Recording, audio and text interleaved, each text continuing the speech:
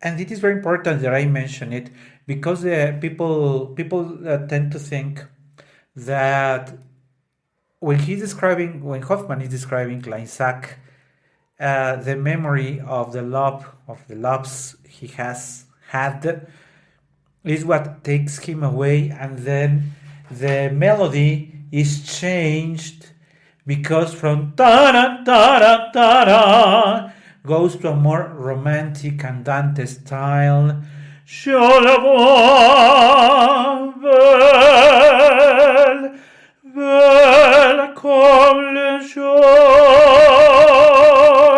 au courant après, je quitte comme un faux la maison paternelle et m'enfuis à travers les meilleurs.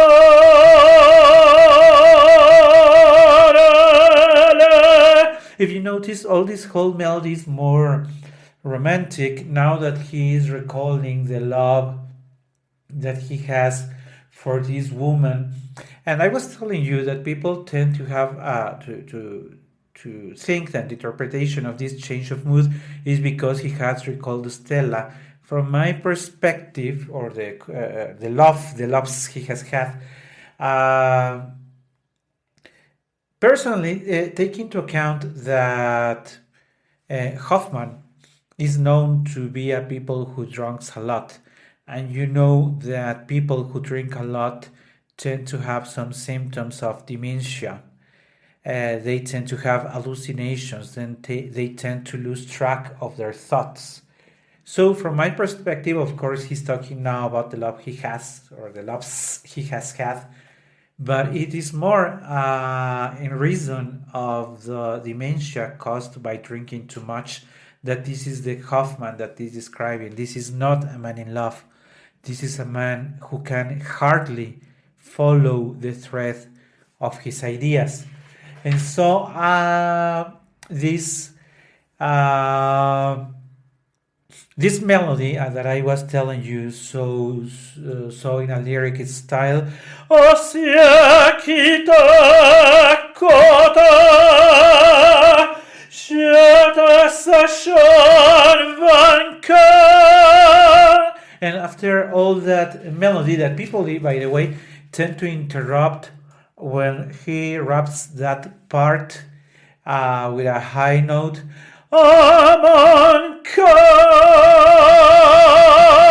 because there is this change, and then the music is going to back to Nathaniel. Nathaniel is one of the friends or one of the colleagues of Hoffman drinking with him, and so he tells, what a way of describing her, of describing him, of describing Kleinsack. And Hoffman says, Kleinsack, no, I was talking about her. And Nathaniel asks, who is she that you're describing? And he says, no, personne, no, rien. Mon esprit s'est troublé, rien. I was lost in a dream, don't pay attention to me. So let's go back to Kleinsack. And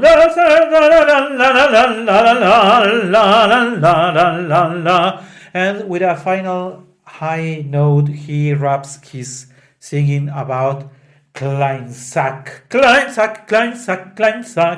So, with that introduction or that presentation aria by Mr. Hoffman, a tenor, we go back, or we start as he's going to tell us the three stories or the love of his three loves. And we will start with usually the first act, Olympia. And so the first act of Les Contes de France is very well known, very, very well. In fact, this is also as famous the same way usually the act of Antonia. I am not going to give the number now because, as I have been sharing with you earlier, there are different versions of this opera, and sometimes Antonia, the act of Antonia, and the act of Julieta are changed one comes after the other, depends on the version you're watching. And I was going to refer that it is not Antonia's, but it is Julieta's act, that very beautiful duet, Le Barcarolle, that is very famous, and the second number that is very famous in this same opera is Olympia, also known as the Doll's Aria. I will not give you much details about the content of the lyrics. I will tell you shortly why. But let's stop for a second in the content of this act, where we will find again that the life of Mr. Hoffman is somehow weird, strange, because he will be falling in love for, as said in French, for an automate, which means a mechanical doll. Olympia is in fact a mechanical doll. And why is it important? It is important for two reasons.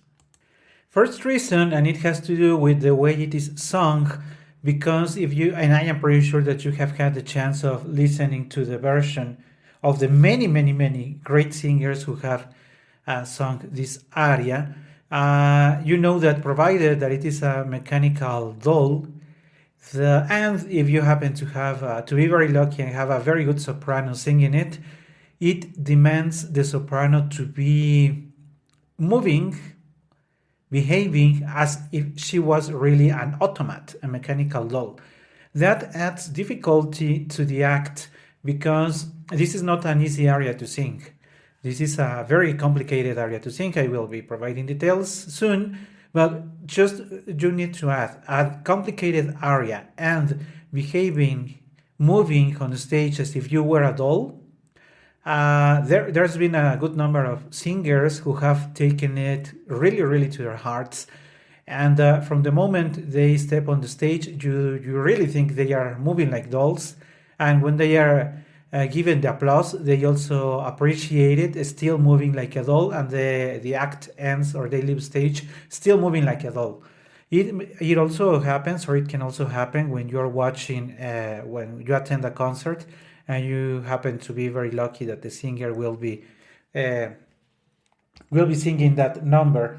It is the case of several famous recent sopranos who, even though they are, dressed in a nightgown and very well dressed for the occasion of their concerts, and still they manage to move like dolls when they sing it. So it is both visually and, of course, listening to it. It's a very interesting part. And for that reason, it is important to mention that lots of people really don't care about what the Olympia act is about.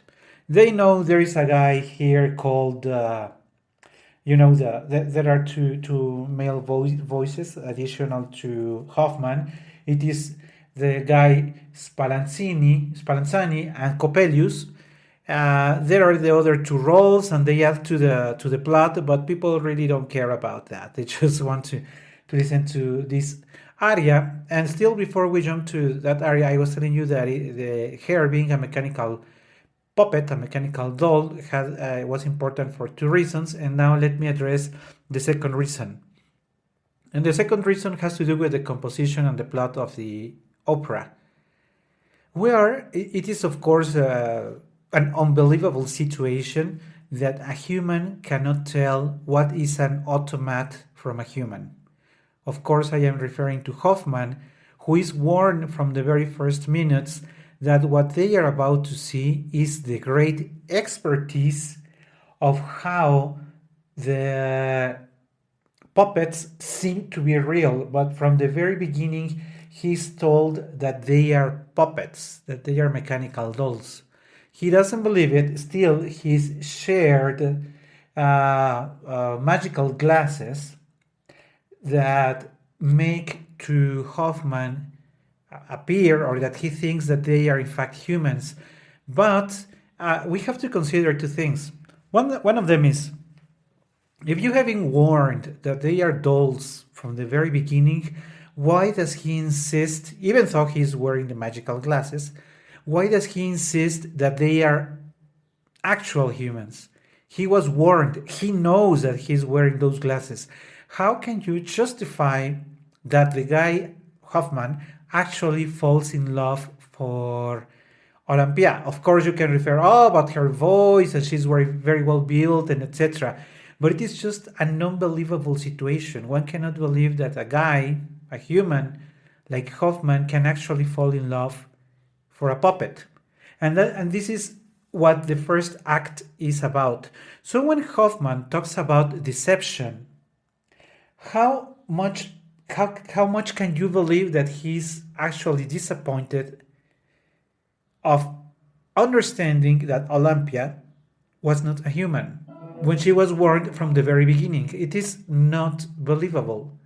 And even though it is not believable, and let me go back to that point that in fact nobody cares because they just want to listen to Olympia singing, it is, even though it is not believable, you have to consider if it is not part of, remember that I was sharing with you earlier, that Hoffman, the actual author on which is based the opera, was known to suffer of hallucinations. He drank a lot and he was also known for suffering hallucinations. Why don't we think that this very nice act of Olympia is a lot more an hallucination of Hoffman? What is easier to believe? That he actually met a mechanical puppet that seems to be a human and he falls in love with her, or that he's actually suffering of an hallucination? I lean towards the second option more than the first one, but that could be only me, so don't take, these are just my thoughts. Of course, you are very much welcome to believe what you like to believe. But okay, going back to what people want to know about, of course, you know that I usually share with you how the melodies, or I try to hum or share with you the content of the main arias.